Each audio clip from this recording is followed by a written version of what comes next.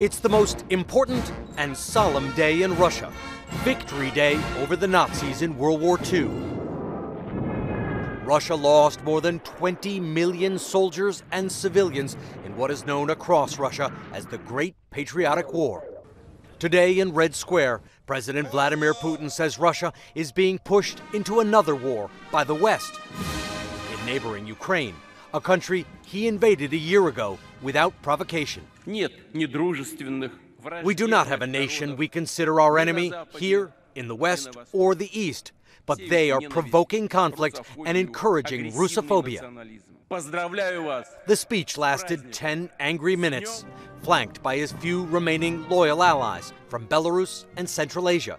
President Putin presented himself as the guardian of Mother Russia and, as he does now frequently, of culture.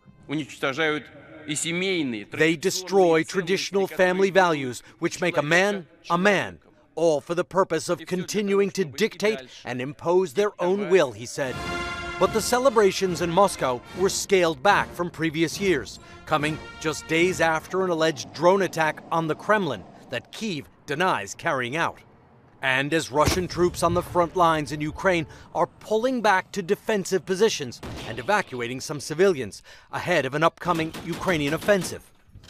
Ukraine's President Zelensky, in a move to further align his country to the West, changed the date Ukraine celebrates the defeat of Nazi Germany to May 8th, like it's marked in Europe and the United States.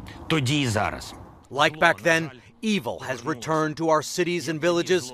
Although it is another aggressor, the goal is the same: enslavement or destruction, he said. World War II ended 78 years ago, but its shadow looms large today over the biggest conflict in Europe ever since.